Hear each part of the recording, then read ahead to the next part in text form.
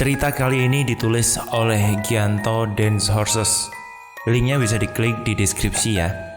Kesaksian arwah Nyai Warsina.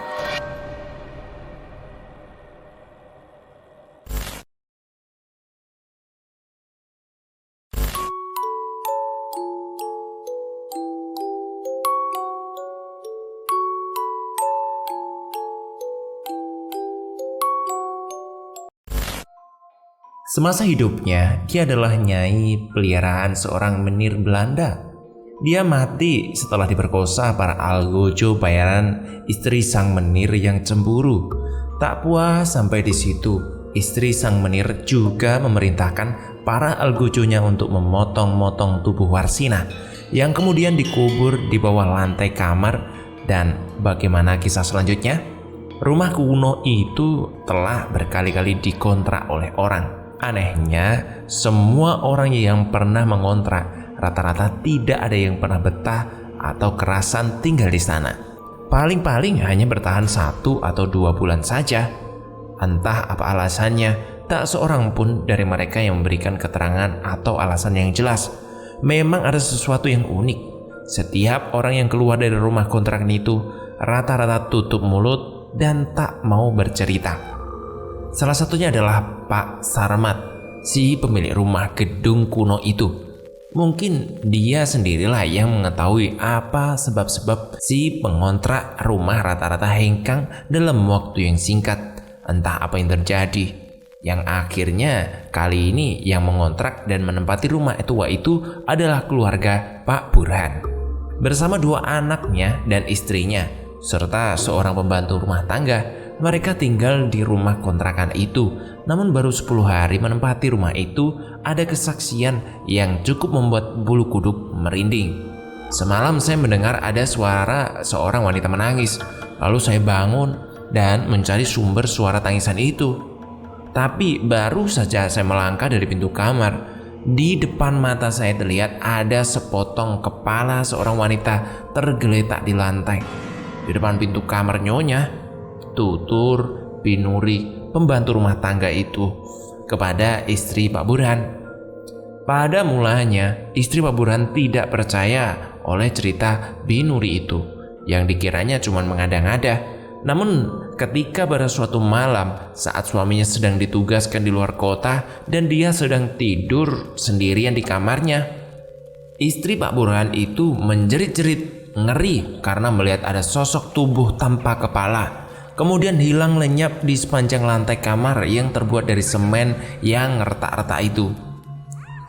Menurut keterangan istri Pak Burhan memberi kesaksian begini, selain saya melihat ada sosok tubuh tanpa kepala, saya juga keesok malamnya saya melihat pula ada sepasang tangan yang melayang-layang di dalam kamar tidur, tutur istri Pak Burhan pada suatu pagi tatkala Pak Burhan tidak berangkat kerja.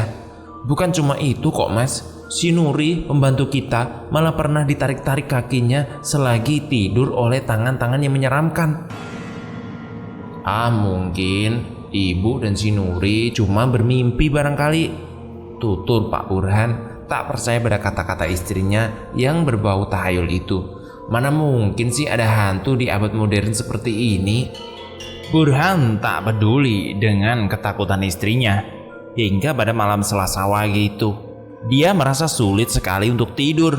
Sebentar-bentar dia meneguk kopi panas sehingga tubuhnya agak sedikit menjadi berkeringat dan matanya menjadi tidak mengantuk lagi. Sementara istrinya bersama kedua anaknya telah tidur. Namun Burhan sendiri tak tahu pasti apakah istrinya sudah tertidur pulas atau hanya sekedar berbaring diam-diam membelakanginya. Sementara lampu kamar sengaja tidak dimatikan sehingga ruang kamar terang benderang.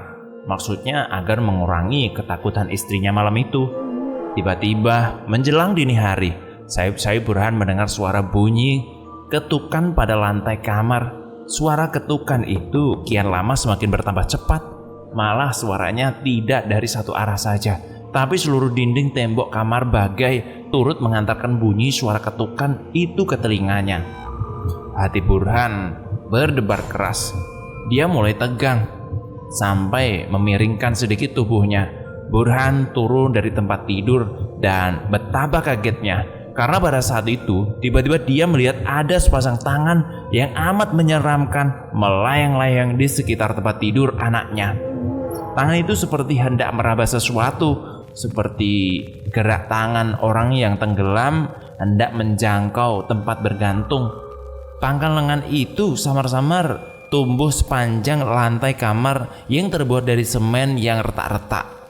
Terkadang mencuat keluar sampai ke bahunya. Walau Burhan tergolong seorang laki-laki pemberani, namun tak urung tubuhnya menggigil seperti tikus ketakutan dikejar kucing. Selanjutnya tangan itu menggoyang-goyangkan kaki anaknya yang sedang tidur nyenyak, sehingga anaknya terbangun dan langsung berteriak ketakutan. "Tolong bu, tolong ya ayah. Tangan setan itu mengganggu lagi," teriak si bungsu yang tidur di tepi ranjang sebelah luar. Pada saat yang hampir bersamaan istrinya pun turut terbangun pula. Sementara itu suhu di dalam kamar terasa mendadak sangat dingin. Dingin beku seakan hangat melebab. Burhan dapat menyaksikan dengan jelas ketika secara perlahan-lahan tangan itu kemudian menyusup masuk lagi ke lantai semen yang retak-retak itu. Laksana uap yang ditutup dengan suatu tabir yang tak tampak. Burhan cuma bisa bengong saja tanpa dapat berbuat apa-apa, memandang kejadian aneh yang ada di hadapannya. Sementara sang istri yang sangat ketakutan segera memeluk tubuhnya diiringi dengan suara tangis anaknya. Pada pukul 3 dini hari itu, Burhan serta keluarga mengemasi seluruh barang-barangnya, menyusul dan mohon pamit kepada Pak Sarmat, si pemilik rumah yang dikontrakkan itu. "Kami akan meninggalkan rumah Bapak pada malam ini juga," ucap Burhan dengan nafas ngos-ngosan seperti diuber-uber anjing. "Rumah Pak Sarmat ada hantunya. Saya dan istri serta anak-anak baru saja diganggu hantu-hantu itu." Pak Sarmat tak merasa terkejut mendengar laporan itu. Wajahnya tetap tenang, sementara Burhan menyeka keringat di keningnya dengan pangkal lengannya. Sesekali diliriknya rumah yang dikontrakkan itu, yang ternyata ada hantunya. Pada hari itu juga, rumah kuno yang mengerikan itu ditinggalkan oleh Pak Burhan dan keluarga. Setelah keluarga Pak Burhan meninggalkan rumah penuh misteri itu, maka terjadilah sesuatu kejadian yang teramat ganjil. Tiba-tiba seluruh daun pintu dan semua daun jendela kamar terbuka dengan sendirinya, seolah-olah penghuni rumah yang tak tampak itu merasa kecewa karena kini sudah tidak ada lagi orang-orang yang akan menemaninya di rumah itu. Berhubung rumah kuno ini terletak cukup strategis dan cukup menarik, serta tarif sewanya tidak terlalu mahal, maka sebelum ada 1 minggu, ada saja orang yang berniat untuk menempatinya. Kali ini yang mengontrak adalah seorang janda muda beranak 3 bernama Santika. Dia merasa tertarik dengan rumah itu lantaran halamannya luas. Dia berpikir hendak membuka warung rokok plus penjual makanan kecil di depan rumah itu. Semula Pak Sarmat masih agak ragu, kasihan bila nantinya janda muda beranak itu diganggu oleh hantu penunggu rumah itu. Tetapi akhirnya dia menerima juga tawaran Santika untuk mengontrak rumah miliknya. Selama 3 hari beruntut-untut, janda muda beranak 3 bernama Santika itu mendiami rumah gedung tua itu. Namun tidak terjadi apa-apa. Santika merasa senang juga hatinya ketika pada suatu hari Pak Sarmat memberikannya 1 tandan pisang Ambon hasil kebunnya. Mungkin karena Pak Sarmat merasa kasihan melihat ketiga anak Santika yang masih kecil-kecil dan sudah yatim itu. Terlebih lagi ketika Santika menceritakan bahwa suaminya mati karena disantet. Korban guna-guna dari saingan dagangan suaminya. Mereka sirik melihat usaha suaminya berkembang pesat. Keberhasilan suami Santika sebagai agen rokok dan pedagang makanan kecil ternyata membuat iri hati saingan pedagangnya. Demikianlah cerita janda muda beranak 3 itu dari kota Tegal kepada Pak Sarmat. Santika sendiri adalah tamatan sekolah guru. Sebelum menikah, dia pernah mengajar di sekolah dasar dan kemudian menikah dengan seorang pengusaha agen rokok. Dengan berbekal sedikit warisan almarhumah suaminya, kini Santika berniat hendak membuka warung rokok sebagai penghasilannya setiap hari demi membesarkan ketiga anaknya. Rupanya makhluk gaib tidak sudi memikirkan keadaan manusia yang mendiami rumah kuno itu. Tepat pada hari ke-17, yaitu pada malam Jumat Kliwon, saat jam telah menunjukkan pukul 1 dini hari, Santika dikejutkan dengan jeritan anaknya yang pertama yang sudah pandai bicara itu. Santika mengendap anaknya sambil membujuk, "Ada apa Tondi? Kok malah malam-malam begini menjerit-jerit?" "Ada tangan mah, ada tangan menyeramkan," jawab Adi. Anaknya sambil menunjuk ke lantai bawah tempat tidur yang retak-retak itu. Tangan itu baru saja menarik-narik kaki Adi. "Tangan?" tanya Santika. "Maksud Adi tangan siapa?"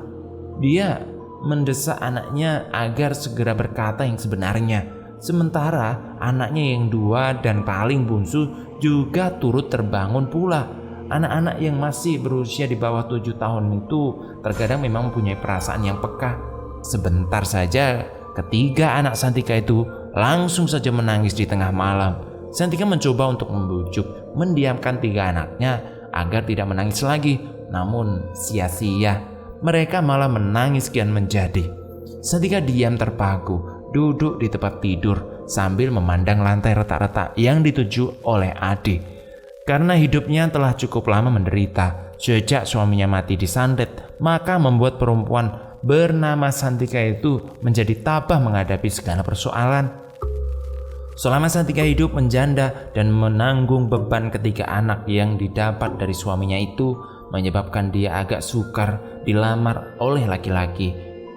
Ada juga beberapa duda yang telah mempunyai anak pernah ingin menikahinya, tetapi Santika sudah tekad sebisa-bisanya ingin memikul hidup ketiga anaknya sendiri sekuat tenaga dan kemampuannya. Manusia yang paling penakut pun dapat berubah nekat menjadi pemberani bila hidup yang dilalui terlalu keras dan kejam. Salah satu di antaranya adalah janda beranak 3 ini yang bernama Santika. Dia tidak percaya kalau Allah Subhanahu wa Ta'ala mentakdirkan rumah yang ditempatinya sekarang ini ada hantunya. Santika merasa yakin bahwa dia berada di pihak yang patut dikasihani oleh Tuhan. Apalagi dengan ketiga anak yatim yang dihidupinya. Dan Santika merasa yakin bahwa Tuhan pasti akan selalu melindunginya. Apalagi Santika juga rajin sholat, maka tak heran kalau dia cukup kebal dan tabah dalam menghadapi segala persoalan ini. Santika terus memandang ke lantai dekat tempat tidur dengan mata terbentang lebar. Sekujur tubuhnya menjadi tegang dan kalut untuk menghadapi segala apa yang bakal terjadi pada ketiga anaknya. Santika dalam sekejap kini telah berubah bagai singa betina yang berusaha melindungi anaknya dari bahaya. Dia menjadi berani dan beringas, siap untuk menghadapi segala apapun yang terjadi. "Hei, mengapa kau berbuat usil kepada kami yang malang ini?" pekik Santika dengan suara lantang sambil memeluk ketiga anaknya. "Kenapa kau ganggu kami yang sudah bernasib malang ini? Malah ingin membuat sengsara kami." Tiba-tiba terdengar suara gesekan lembut di bawah lantai. Suara tersebut mirip bunyi sesosok tubuh yang terseret dengan paksa. Juga diiringi dengan suara nafas sesak seperti orang tercekik. Dengan penuh tabah, Santika mendekati tepi tempat tidur itu. Kini dia dapat jelas ada genangan air yang meresap kembali ke permukaan lantai yang retak. Tempat itulah yang dituju oleh anaknya. Benarkah ada tangan yang muncul dari bawah sana? Apabila kau tidak dapat bicara, maka jawablah dengan ketukan sebagai tanda. Dapatkah kau melakukannya? Tanya Santika dengan suara lantang. Semula cuma sayup-sayup, tapi kemudian semakin bertambah keras suara ketukan di bawah lantai itu. Santika sejenak terpaku, saking herannya karena ucapannya dijawab. Sejenak matanya mengamati sekeliling kamar, mencari alat tulis dan kertas. Sambil tepat memeluk ketiga anaknya, Santika mengambil beberapa lembar kertas dan sebuah pensil. Kemudian duduk bersila menghadap ke lantai retak yang senantiasa lembab itu. "Apabila kau setan atau hantu, maka jawablah dengan ketukan sebanyak 3 kali. Tetapi jika kau roh manusia, harap jawablah dengan ketukan sebanyak 7 kali, ujar Santika dengan penuh tabah sambil memeluk ketiga anaknya di pangkuannya. Suasananya hening sejenak. Pada detik-detik yang menegangkan itu, kemudian terdengar suara bunyi gesekan terseret di bawah lantai, dan selanjutnya terdengar suara ketukan sebanyak 7 kali.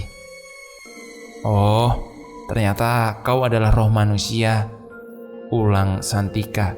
Kembali terdengar lagi suara ketukan sebanyak 7 kali. Secara tiba-tiba Santika teringat kepada dia yang pernah menjadi guru sekolah dasar. Selanjutnya dia mengambil inisiatif untuk menderetkan seluruh alfabet dari mulai huruf A sampai huruf Z dengan pensil di atas lembarnya. "Apabila nanti salah satu dari huruf ini kutunjuk, harap ketuklah jika benar sebagai salah satu huruf namamu," ujar Santika, yang kini telah berani menurunkan ketiga anaknya dari pangkuannya. Menyusul kemudian dengan perlahan ujung jari Santika menuju sebuah huruf A sampai huruf W. Mendadak terdengar bunyi ketukan di bawah lantai. Santika buru-buru menulis W sebagai awal tulisannya. Ketukan yang kedua terdengar saat Santika menuju huruf A. Dalam tempo yang singkat tersusun 2 huruf menunjukkan bahwa sebuah nama Warsinah. Hingga menjelang fajar, Santika menyalin seluruh abjad demi abjad dan catatan yang diperoleh dari hasil ketukan misterius itu. Ternyata yang dulu menjadi penghuni rumah yang sekarang ditempati oleh Santika adalah seorang nyai Belanda atau istri simpanan seorang menir Belanda bernama Warsinah. Menurut pengakuan cerita Nyai Warsinah, dulunya dia pernah tinggal bersama dengan menir Peter van Houten sebagai Nyai Belanda sang menir. Namun suatu ketika datanglah istri menir Peter dari negeri Belanda. Saat itu kebetulan menir Peter sedang pergi keluar kota untuk suatu urusan dagang. Menurut cerita, roh Nyai Warsinah pada malam hari yang naas itu, dia disiksa secara sadis oleh istri menir Peter yang datang bersama para tukang pukulnya. Yang lebih mengerikan lagi, Warsinah diperkosa dengan biadab secara bergilir oleh kelima laki-laki algojo itu di hadapan istri menir Peter van Houten. Akibat dilanda cemburu, maka dengan sadis segera nyonya Belanda itu menghabisi nyawa Nyai Warsinah dengan memotong-motong tubuh wanita itu. Selanjutnya mayat si Nyai Malang itu dipotong 7 dan dikubur lalu disemen di tengah kamar tanpa kain kafan sebagai pembalutnya. Setelah terjadi dialog yang panjang, akhirnya roh Nyai Warsinah memohon kepada Santika agar dapat menyampaikan pesannya, yaitu minta Pak Sarmat si pemilik rumah sudi menguburkan tulang-tulangnya dengan upacara sewajarnya, selanjutnya memindahkan ke tempat pemakaman umum. Sampai pukul 6 pagi, Santika menulis ulang seluruh diktean abjad berangkai sehingga menjadi sebuah riwayat hidup yang singkat. Setelah itu dia melaporkan ke Pak Sarmat. Pada siang hari Pak Sarmat membongkar lantai kamar yang berupin retak dan senantiasa lembab itu. Ternyata ditemukan belulang Nyai Warsinah masih tetap utuh. Kemudian dengan suatu upacara yang amat sederhana, tulang belulang itu dimakamkan dengan tanah wakaf dan diberi sebuah nisan kayu bertulis nama Warsinah. Semoga Allah SWT telah menakdirkan bahwa janda yang memiliki 3 anak yatim itu akhirnya mampu mengakhiri kegelisahan roh penasaran yang tidak terkubur sewajarnya itu.